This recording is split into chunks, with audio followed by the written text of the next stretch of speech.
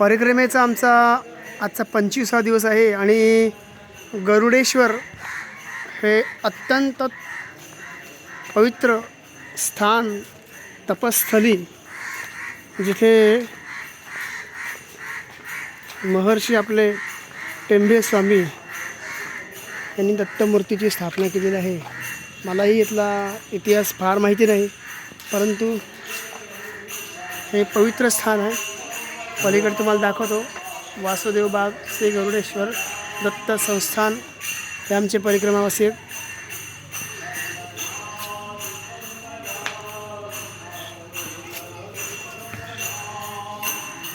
हे भजन चालू आहे।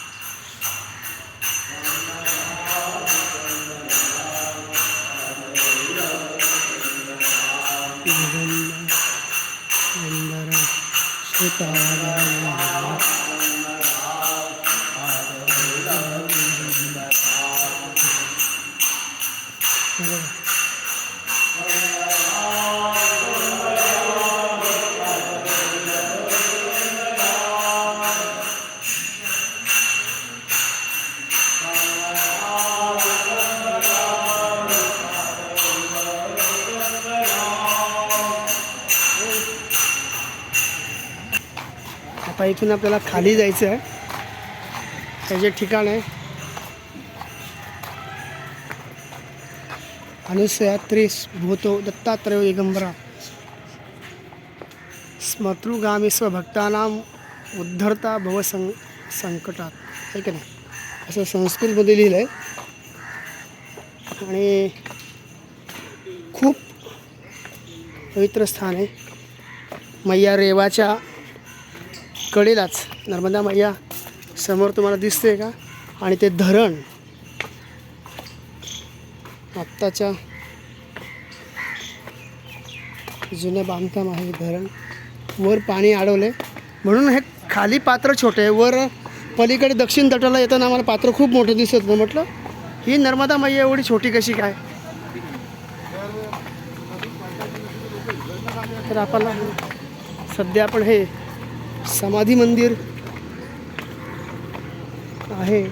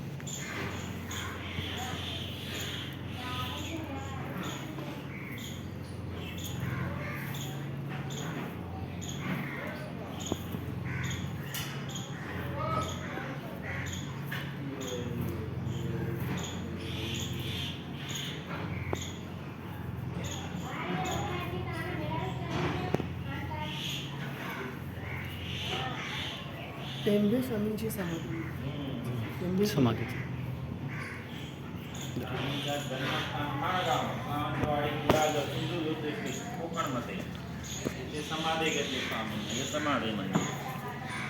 यही समाधि मंदिर टेंबे स्वामी जी। और ये दत्त मंदिर, ये सीढ़ी चढ़ रहे के पीपल का झाड़ है दत्त मंदिर है। इन्होंने स्थापित किया हुआ है, भूमि पूजन किया था उनके हाथों से। हाँ, बाद में लगे थे यहाँ समाधि ले ली। इस स्थान का थोड़ा सा महात्म्य बताएंगे? ये क्या है, कि स्वामी जी के पास दत्त मूर्ति थी। दत्त मूर्ति तो स्वामी जी की इच्छा ऐसी हुई कि मुझे समाधि लेनी है, तो वो मूर्ति यहाँ कोई पूजा अर्चना कर सके ऐसी कोई व्यवस्था उस समय नहीं थी। कोई ब्राह्मण का घर पूरा फॉरेस्ट एरिया था, तो माणगांव जन्म स्थान है, नरसोबाड़ी, गाणगापुर, ऐसे महाराष्ट्र में बहुत दत्त स्थान किसी स्थान में पाठवाई की इच्छा होती दत्त महाराज को।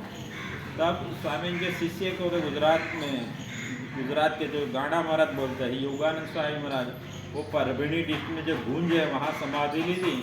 वो स्वामी के शिष्य थे योगानंद स्वामी महाराज, यहाँ गांडा महाराज से पहचाने जाते हैं। बाद में उन्होंने संन्यास लिया और योगानंद सरस्वती स्वामी महाराज का उनका योग पट हुआ। तो स्वामी के शिष्य थे, तो उनको दर्शन दिया दत्त भगवान, मुझे यहाँ रहना है, यहाँ लीला करनी है, मुझे महाराष्ट्र में नहीं जाना। तो बाद में स्वामी जी को पता चला, जीवन में स्वामी जी दत्त महाराज की आज्ञा से परिभ्रमण किया था, तो ठीक है यहाँ मंदिर बनाएंगे। तो फिर ऊपर जो है भूमि पूजन करके दत्त मंदिर बना के शुरुआत की और स्वामी जी ने यहाँ समाधि ले ली। उस समय ऐसी परिस्थिति थी कि पूजा कौन करेगा, ऐसी परिस्थिति थी। तो दत्त महाराज ने बताया था कि तुम चिंता मत करो, जैसे नरसोबाड़ी गाणगापुर प्रसिद्ध है ऐसा ये स्थान भी प्रसिद्ध होगा। इतना तो नहीं, ये पूरा एरिया प्रसिद्ध होगा। तो स्टैच्यू ऑफ यूनिटी हुआ तो आप पूरा वर्ल्ड में एरिया प्रसिद्ध हुआ। नर्मदा परिक्रमा का ये स्थान है, हर परिक्रमावासी यहाँ आके रुक के दर्शन करके आगे जाता है। दत्त स्थान सब है, उस दत्त स्थान में भी यहाँ एक नाम है तो गरुड़ेश्वर, उसका क्या क्या वास्तु स्वामी टेम्बे स्वामी की समाधि है, ऐसे प्रसिद्ध स्थान है। पहले पूजा दत्त महाराज की पूजा कौन करेगा ऐसी परिस्थिति है। अब क्या का सुबह में पहले काकड़ा आरती होती, मंगला आरती 5:30 को, बाद में सब पूजा अर्चना हो के 8:45 को श्रृंगार आरती होती है। बाद में 12 वाजता माध्यान्ह पूजा और महानैवेद्य पर 12 वाजता आरती होगी। अभी शाम को शाम पूजा होगी, शाम और की 6:15 6:30 के बीच में होगी ऊपर। फिर स्वामी जी ने बनाया हुआ नित्य कर्म चलेगा, पंचपदी करुणातपदी ये सब, और बाद में भजन आरती होगी। भजन आरती के बाद शयन आरती होगी, 8 बजे के आसपास मंदिर बंद होगा। ऐसे सब नित्य क्रम चलता है, पूजा अर्चना चलती है। हम दत्त उपासक के लिए बीच में दत्त भगवान स्वामी वेद अभ्यास सरस्वती उपासक के लिए उज्ज्वल हाथे को बाहर स्वर्ण का मुकुट पहने, वो सरस्वती देवी है। ऐसे दत्त मंदिर और समाधि मंदिर है। वो हैरान परेशान करता था सब सपने भगवान की उपासना की। तो विष्णु भगवान ने गरुड़ भेजा और आज्ञा दी कि उसके साथ युद्ध कर, उसका वध कर। तो दोनों में युद्ध हुआ। उसका सर का भाग है, उसको संस्कृत में करोटी बोलते हैं। दत्त मंदिर के सीधारी जो मंदिर है वहाँ घुम्मट जो लेफ्ट साइड को दिखाते, आपके दत्त मंदिर का दर्शन करें तो आपको उज्ज्वलता में दिखाई देगा बाहर की और घुम्मट, वो अंदर इन साइड है वो करोटेश्वर, वहाँ सर का भाग गिरा। ऊपर जो सीढ़ी चढ़ के ऊपर जाएंगे तो वहाँ गरुड़ेश्वर महादेव, बाकी का शरीर का हिस्सा वहाँ गिरा। बारिश में वो सब हड्डी लोहे सब नदी में चली गई, नर्मदा मैया में। उसके सतत नर्मदा प्रवाह गया, उसके सब पाप की धुलाई होगी, उसके दिव्य स्वरूप की प्राप्ति हुई, गत जन्म की स्मृति हुई। तो गत जन्म स्मृति में क्या उसको स्मृति हुई कि गत जन्म में राक्षस था, गदासुर नाम का। यहाँ जो तपस्वी लोग रहते थे उनको हैरान परेशान करता, बहुत उनको त्रास देता था। ऐसे गरुड़ आया, उसके साथ मेरा युद्ध हुआ और मेरा शरीर का 2 हिस्सा पड़ा और मेरा वध हुआ। इतने तक उसकी स्मृति हुई। उसने सोचा कि मैं तो ठीक है चांगला कार्य तो किया नहीं, सगळे वाईट कार्य के लिए सगळे त्रास दिला, फिर भी मुझे ये स्मृति क्यों होती है? स्मृति तो हुई, दिव्य स्वरूप की प्राप्ति क्यों हुई? तो फिर उसे पता चला कि मेरे हड्डी यहाँ नर्मदा जल में जाने से सतत नर्मदा प्रवाह गया, तो मैंने जो पाप कर्म किए थे सब उसकी धुलाई हो गई और उसमें से ये पाप मत में मुक्त हुआ, दिव्य की प्राप्ति और गति सबके स्मृति हुई। अब पहले तो राक्षस थे, सर ऐसा कार्य किया, पर अब तो हमको सब मालूम पड़ा तो हम अच्छा कार्य करेंगे, देव की उपासना दे। कौन देव प्रसन्न जल्दी होते? महादेव जी, नर्मदा मैया कौन के? शिव जी की पुत्री मूल्य तक नर्मदा मैया के पास रह के मैं उपासना करूँ, तो जल में खड़ा रह के महादेव की उपासना शुरू की। तो महादेव जी गरुड़ स्वरूप से आए, दर्शन दिया और 4 वरदान दिया। 4 वरदान में बोला कि तुझे जो चाहिए वो मांग। उसने बोला कि गरुड़ नहीं आया, मेरे साथ युद्ध नहीं होता, मुझे मेरा वध नहीं करता, तो मुझे ये राक्षसों ने मुझे मुक्ति नहीं मिलती, मैं हजारों वर्ष राक्षसों में भटकता बसता। मुक्ति दिनार एक गरुड़ है, जिसके नाम पर कुछ तो गाँव का नाम गरुड़ेश्वर रखा गया। सर का भाग पड़ा तो उसमें संस्कृत में सर का भाग को दान दिया। ये सब तो लोक कल्याण के लिए दिया, क्या क्या मांगे आपने तो, आपके लिए तो मैं खुद मांग रहे थे। उसने बोला कि ठीक है, एक विशेष वरदान देता हूँ तुम्हें। जैसे महाशिवरात्रि आती है ना माघ महीने, ऐसे हर महीने चतुर्दशी वो कृष्ण पक्ष वो शिवरात्रि दर महीने आती है। तो दर महीने भी आप करोटेश्वर गरुड़ेश्वर महादेव का दक्षिण मुख रख के दोनों महादेव की पूजा अर्चना की तो अपना पितरों को मुक्ति मिलती है, मोक्ष मिलती है, सदगति प्राप्ति होती है। ऐसा वरदान दिया। पितरों को मुक्ति मिलती है, मोक्ष में सदगति प्राप्ति होती है, गुरु में संग शांति रहती है, संतानों में आपको अच्छा दिखाई देता है, संतान की प्राप्ति होती है, संतानों में आपको सुख दिखाई देता है कि उनको भी धंधा रोजगार एजुकेशन सब और बढ़ता है का, उनको अपने पितरों को मुक्ति मिलती है, मोक्ष की प्राप्ति होती है और पितरों का आशीर्वाद रहता है तो यही ये सब प्राप्ति होती है। इसलिए पितरों को मुक्ति देना अपनी फर्ज बनती है संतानों की कि भाई अपने पितरों को मुक्ति तृप्त करो, मुक्ति दिलाओ, और वो तृप्त होते हैं, मुक्ति मिलती है जो अपने घर में सुख शांति धन धान्य वंश वृद्धि धंधा रोजगार में उत्तरोत्तर वृद्धि ये सब प्राप्त होती है।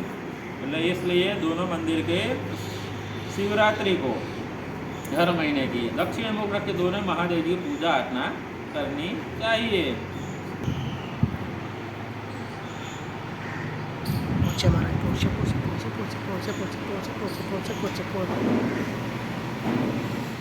अशा पद्धतीने या महाराजांनी खूप चांगली माहिती सांगितली आम्हाला की शिवरात्र ही प्रत्येक महिन्यामध्ये येते, पण महाशिवरात्री ही वेगळी आहे।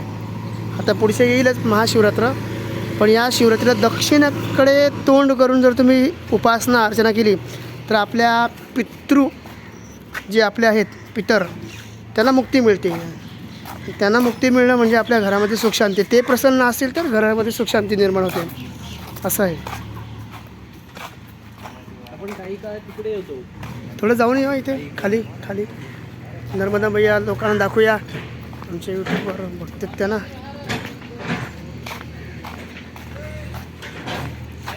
एवढे लांब तर धरण, आता तुम्हाला वरचं धरण दाखवतो। इथे सुद्धा एक छोटंसं मंदिर आहे, हनुमंताचं कदाचित असेल, नर्मदेश्वर महादेव मंदिर, मैयाचं मंदिर, गरुडेश्वर दत्तस्थान, दत्तघाट गरुडेश्वर असे मंदिर आहे आणि भगवान शंकरांचं मंदिर आहे शिवार। हे बघा धरण, हे बघा, अरे बापरे काय वातावरण अप्रतिम। हे बघा,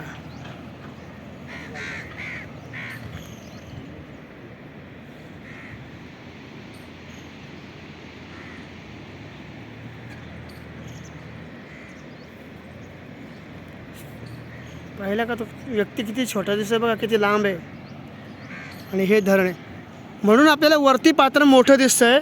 येत्या वेळेस मी बोललो वरती येताना पात्र मोठं होतं, तर खाली हे पात्र छोटं का आहे, तर हे धरण बांधल्यामुळं।